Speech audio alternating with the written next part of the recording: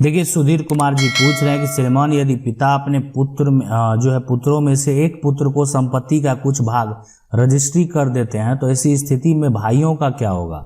देखिए हम आपको बता देना चाहते हैं कि पिता अगर ऐसा कर देते हैं ना, और अगर संपत्ति जो है यानी संपत्ति अगर वो पैतृक है मतलब पूर्वज से मिला हुआ है, ठीक है, पूर्वज से मिला हुआ है, तो उस केस में पिता अगर ऐसा कर देते हैं तो वो गलत होगा। वो एक तरह से रजिस्ट्री जो हो जाएगा वो एक तरह से सही नहीं होगा, वो वैलिड नहीं होगा।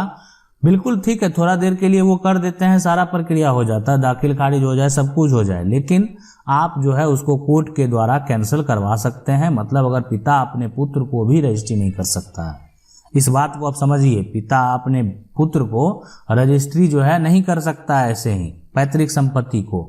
पिता को जो है अपनी संपत्ति में पूरा अधिकार ही नहीं है। मान लेते हैं अगर थोड़ा सा इसको समझने का प्रयास करें तो अगर पिता हैं और संपत्ति पैतृक है, उनका मान लेते हैं 3 पुत्र है, अब एक पुत्र को ये रजिस्ट्री कर देते हैं तो उनको पूरा हक ही नहीं था करने का। अब कोई भी संपत्ति आप देखिए कि मान लेते हैं इतना बड़ा संपत्ति है, इसमें एक हिस्सा ये वाला जो है वो पिता का होगा और ये हिस्सा जो है एक बेटे का होगा और ये हिस्सा एक बेटे का होगा और ये हिस्सा एक बेटे का होगा। तो पिता ये संपत्ति, अब ये सोचेंगे कि ये बेटा का हिस्सा कब होगा, जब बेटे का जन्म हो जाएगा उसी समय से उसका हिस्सा चालू हो जाएगा। अब वो बेटी भी होगी तो भी लागू होगा। अब ये जो आप देख रहे हैं यहाँ पे इस जो ये संपत्ति है जो कि यानी आप देख रहे हैं पिता के द्वारा, उतना वो संपत्ति अगर बेच लेते हैं तो उनका जो भी हिस्सा है वो सारा चला गया। तो इसलिए पिता जो है अगर ऐसा करते हैं तो आप उसको आसानी से तोड़ सकते हैं, वो बिल्कुल सही नहीं होगा। चलिए अगला सवाल देखते हैं कि ये पूछ रहे हैं सर मैं रोड साइड में 2 डिसमिल जमीन वाला हूँ जिसमें कि जमीन मालिक के ऑनलाइन रसीद पर खाता इतना इतना वगैरह जो है हेक्टेयर दिखा रहा है, लेकिन ऑनलाइन खतियान में बहुत सारे प्लॉट दिए हैं। ठीक है, खतियान है तो उसमें सारा रिकॉर्ड होगा ही, अतः मुझे खतियान के आधार पर 37 का इतना रकबा जो है वो 10 डिसमिल में से 2 डिसमिल जमीन लेना है। तो कृपा करके मुझे बताएं कि रसीद में से प्लॉट जो है 0।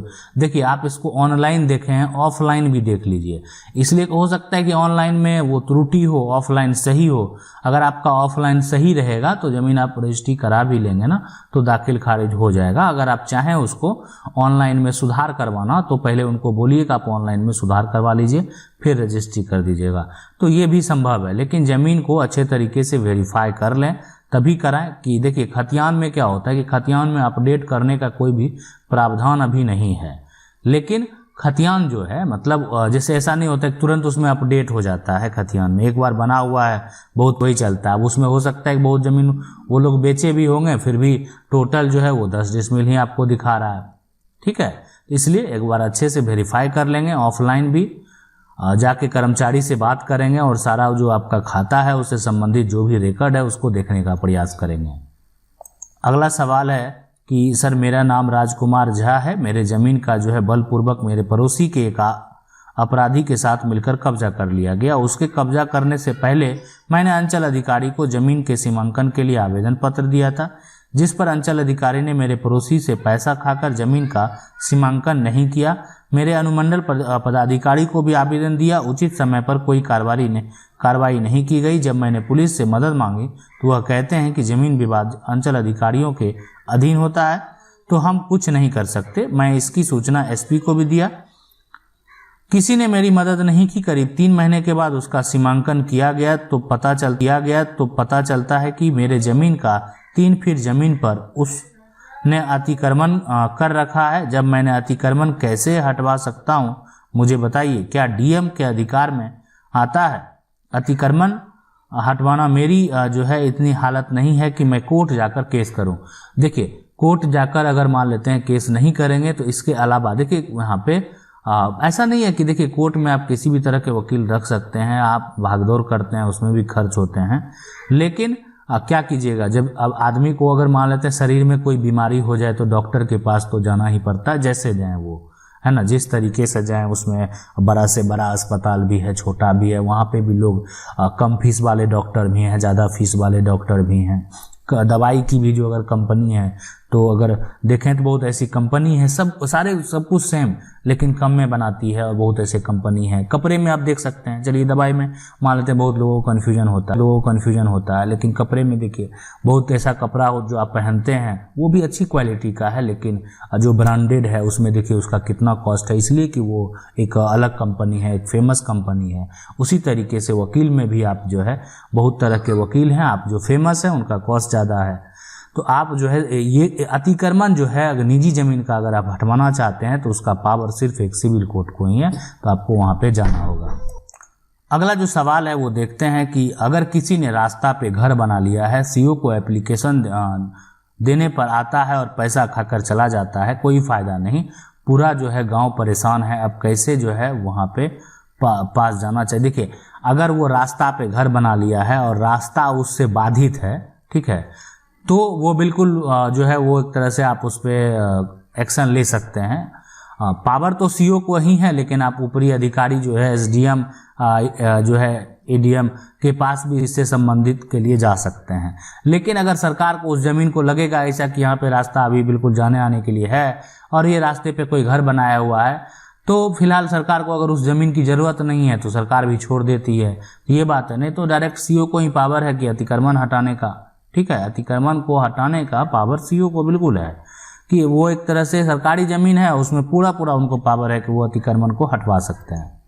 अगला सवाल है कि मेरा घर बनाए जो है वो 80 साल हो गया, लेकिन अब वहाँ दूसरे के बेनामे में है, तो क्या करूँ। देखिए अगर आपका घर 80 साल हो गया लेकिन अब वहाँ पे दूसरे, तो आप चाहे तो एडवर्स पोजीशन के लिए जो है केस फाइल कर सकते हैं सिविल कोर्ट में, ठीक है, कि आपका पोजीशन 80 साल से है और वो दूसरे के नाम से दर्ज है, हमको अपने नाम से दर्ज करने का आदेश दिया जाए, तो आपको न्यायालय इसके लिए जाना पड़ेगा, अपने नाम से वो करवा सकते हैं। और आप अपना, अगर आप 80 साल से हैं तो अपना बिल्कुल आप मालिकाना हक रखते हैं। अगला जो सवाल है कि सर मुझे जानकारी दें, मेरे नाना 3 भाई थे जिसमें दो को पुत्र था और एक को केवल लड़की।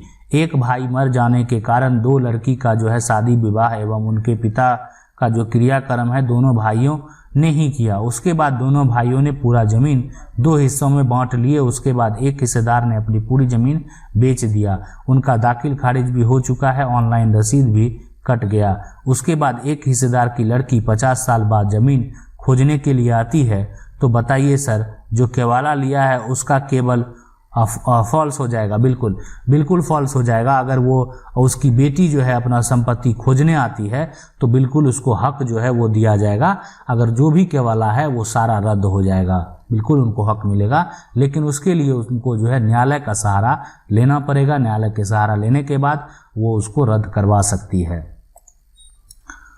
अगला जो सवाल है कि दाखिल खारिज रिजेक्ट हो गया है तो उसका ऑर्डर जो है उसका ऑर्डर कॉपी नहीं दे रहा है, तो क्या करें। नहीं, ऑर्डर कॉपी आप निकलवा लीजिए, इसके लिए सीओ को आवेदन कीजिए, ऑनलाइन भी आप उसको निकलवा सकते हैं। रिजेक्ट का अगर कारण है, आप क्या कारण है नहीं, अगर आपको लगता है कि नहीं रिजेक्ट नहीं होना चाहिए तो आप DCLR कोर्ट में उसके लिए आवेदन कर सकते हैं कि किस कारण बस जो है आपको रिजेक्ट किया गया है, उसको अच्छे से वेरीफाई किया जाए। अगला जो सवाल है कि श्रीमान मेरे परदादा ने 2 शादी किया था, पहली पत्नी से 1 बेटा हुआ और दूसरी पत्नी से 2 बेटा हुआ। समाज द्वारा बंटवारा में पहले बेटा को आधा हिस्सा मिला था, लेकिन अब मामला कोर्ट में है, अब पहले बेटा को कितना हिस्सा मिलेगा। अब जो है पहले बेटा को जो है यानी आधा नहीं मिलेगा, अब तीनों को बराबर हिस्सा मिलेगा, इसलिए कि पहले से 1 है। संपत्ति यहाँ पे समान जो है वो उसका बंटवारा होगा। यानी अगर कोई एक बेटा को आधा जो है पहला को मिला है तो वो एक सामाजिकता वाली बात है, कानूनन वैसा नहीं होगा। अगला जो सवाल है कि सर एक जो है नूजल खाली जमीन 30 से 35 साल, हमारे पिताजी एक सरकारी मकान में रह रहे थे और उसका घर टैक्स भी दे रहे थे, क्या हम उस पर जो पट्टा बिल्कुल मिल सकता है लेकिन उसकी खरीद बिक्री नहीं होती है। तो इसके लिए जो है आप चाहें तो एक तरह से जो अगर नूजल जमीन है तो आप अधिकारी के पास आवेदन कर सकते हैं, जिला अधिकारी के पास जो है इस पट्टे के लिए संबंधित से आप जो है वहाँ पे बात कर सकते हैं। अगर आप बहुत दिनों से रह रहे हैं तो उसका अपना दस्तावेज तैयार कर सकते हैं, लेकिन उसकी खरीद बिक्री भी आपकी नहीं होगी, तभी होगी जब वो प्रॉपर्टी एक तरह से वो आपका एक तरह से पर्सनल हो जाएगा। तो अगला जो सवाल है कि यहाँ सर जी नमस्ते, मेरे पापा डेथ कर गए हैं तो क्या मेरे माँ के कोई हिस्से नहीं होगा।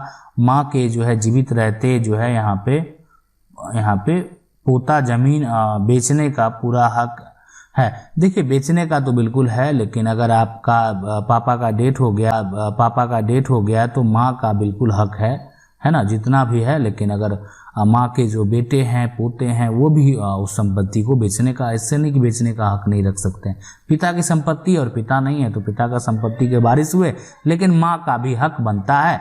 मतलब कहने का मतलब कि अगर प्रॉपर्टी इतना बड़ा है, एक बेटा है यहाँ पे और यहाँ पे एक बेटी है या बेटे ही हैं और ये माँ है, तो ये जो पिता का हिस्सा था वो माँ का हिस्सा होगा, तो माँ का भी संपत्ति में हिस्सा होगा।